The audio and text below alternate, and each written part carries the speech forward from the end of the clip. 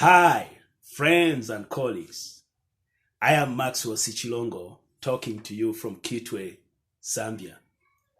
I am glad and over the moon that yet again today I will be sharing some insights from my upcoming book on financial wellness that will be published late this year or early next year.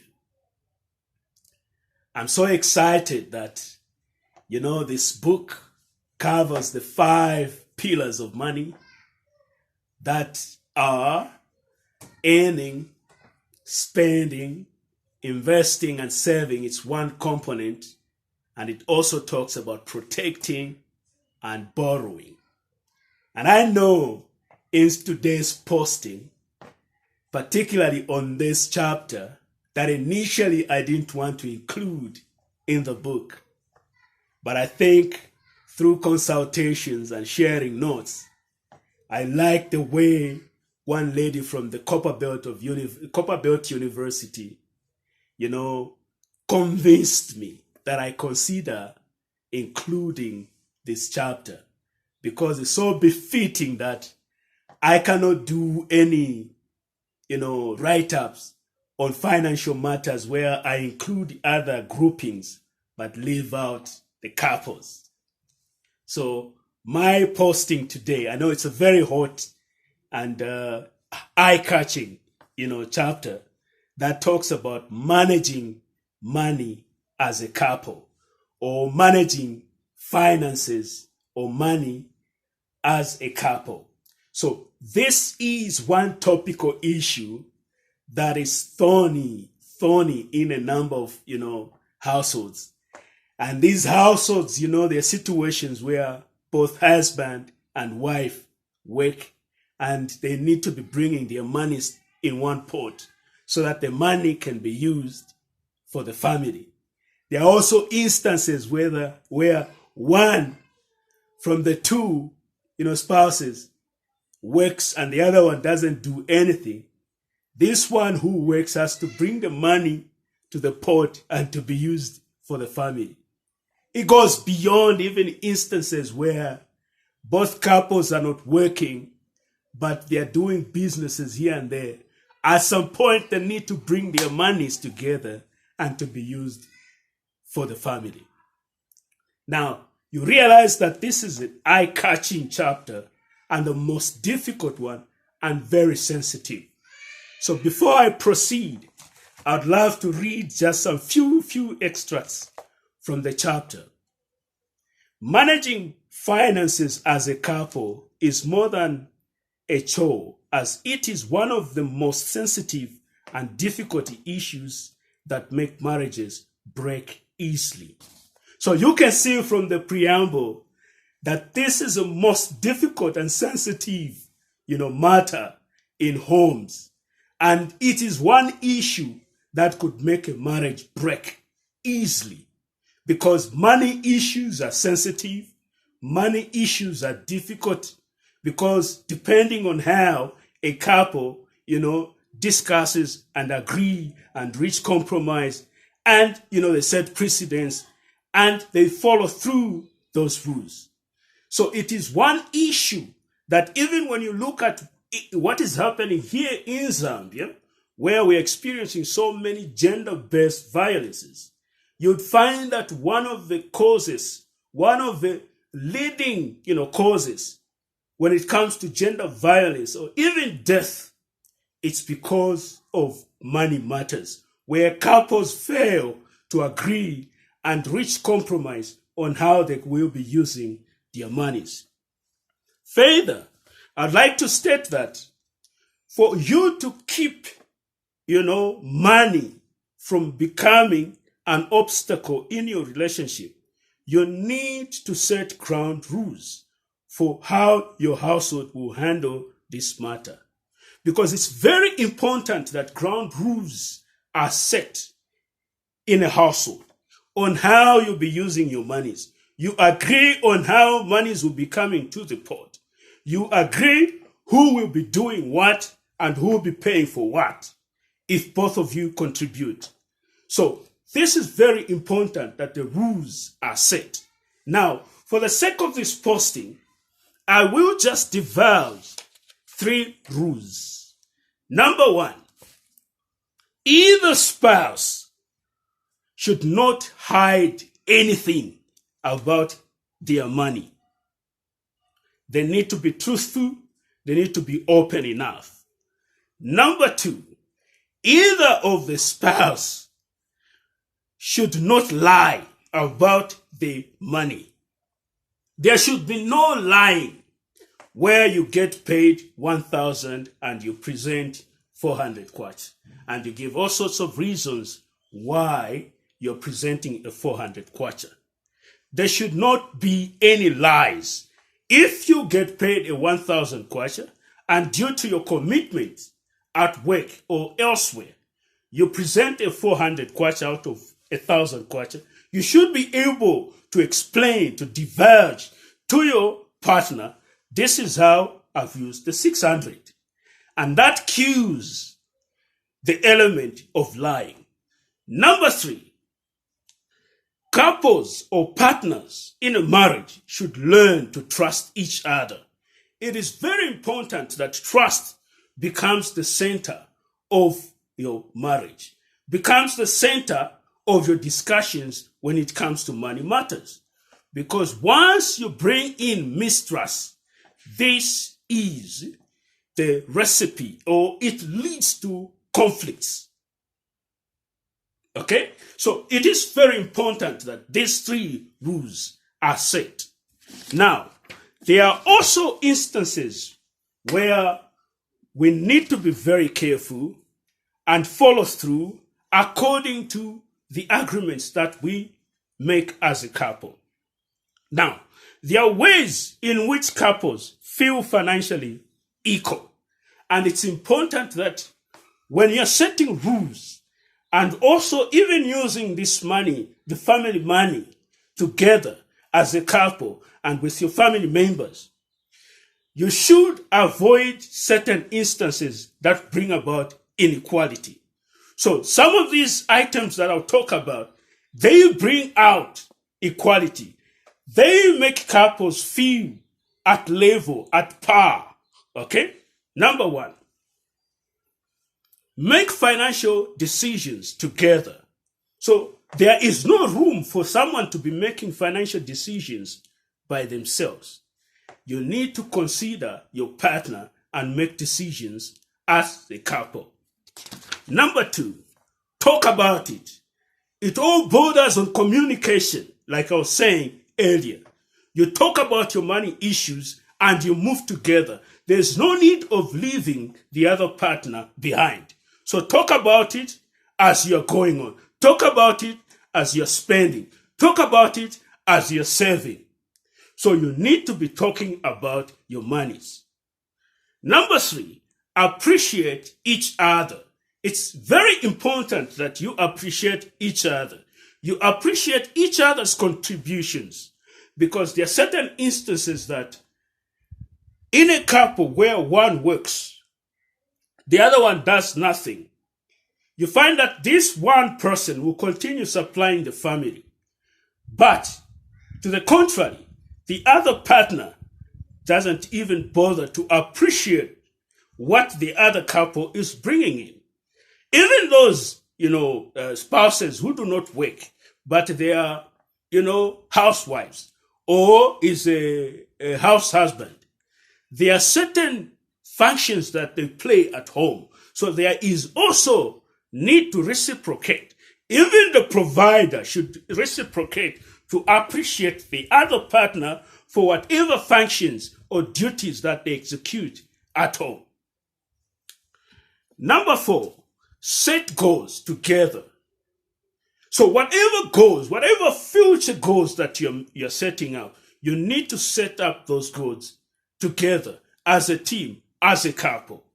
Whatever plans you have for the future, you need to talk about them and set the goals as a couple.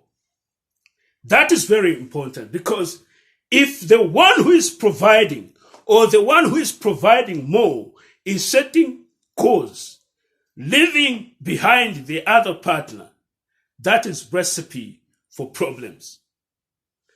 Number 6, be open about debt and current credit score.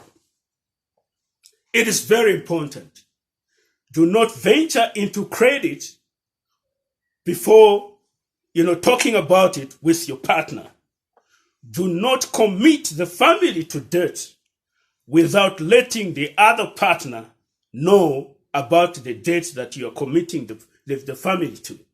So it's very important that we learn to contract debt after we have discussed with the partner. Because in most instances, it is very disappointing to see that people contract debt, and on the other hand, they don't even use that money at home. They don't even invest it into any venture that will befit or benefit the family. That is a source of conflict if you overlook it. Last but not the least, divide your financial responsibilities. In instances where both are working, or where one is working and the other one is doing business, or where both are doing business and you bring your money together, even in instances where one provides and the other doesn't provide, you need to be categorical, you need to be clear. There are certain responsibilities that needs to be done by the woman. There are certain responsibilities that needs to be done by the husband. So you need to agree. Even when you provide, both of you, you put your money together. Of course, you put your money together to be used as a family. There are certain instances, even when you can't even put money together, maybe you get paid on different dates. So you need to agree. When money for wife comes in, we will do A, B, C, D. When money for the husband comes in, we'll do A, B, C, D. So you need to be categorical. You need to be clear. It doesn't go down well to see a situation where one from the two people is always overburdened and in a position of sorting out almost everything, while the other partner feels that her money or his money is not the family money. So we need to be very clear on these matters. And these matters will help us consolidate our marriage. Now, going down to the last component where it talks about the mistakes couples make. There are so many mistakes that we, the couples, make. We, the people who are in marriages, make. We, the people, we make sometimes even, it becomes a habit that you continually, be making that mistake. Now, I will talk about just very few mistakes and close.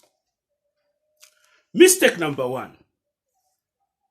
If you fail to talk about your money, like I already explained, it will bring out a lot of challenges. That's mistake number 1. So always talk about your money. Number 2, only one person is responsible for your finances. It doesn't go down well, even in instances where you bring your monies in one pot. And while the money is in that pot, only one person takes the lead and uses the entire money.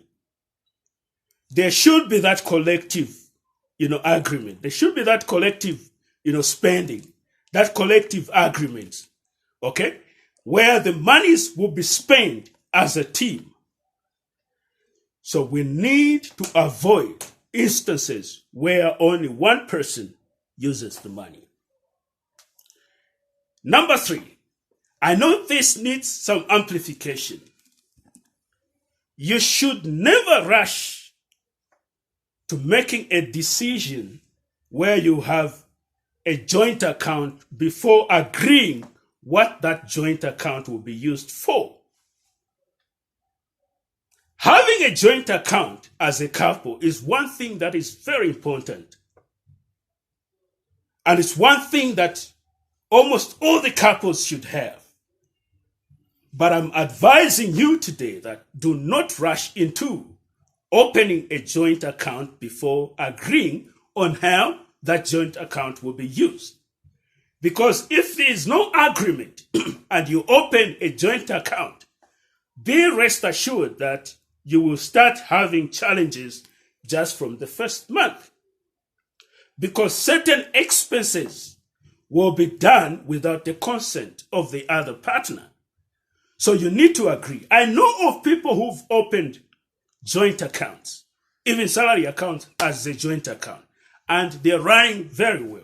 I know certain people who've decided to open joint accounts just for specific functions, like emergencies or even for construction. They are saving in that account for future use. So be clear when you're opening a joint account. The other point that is worthy talking about, the mistake that couples make, you keep money secretly from each other.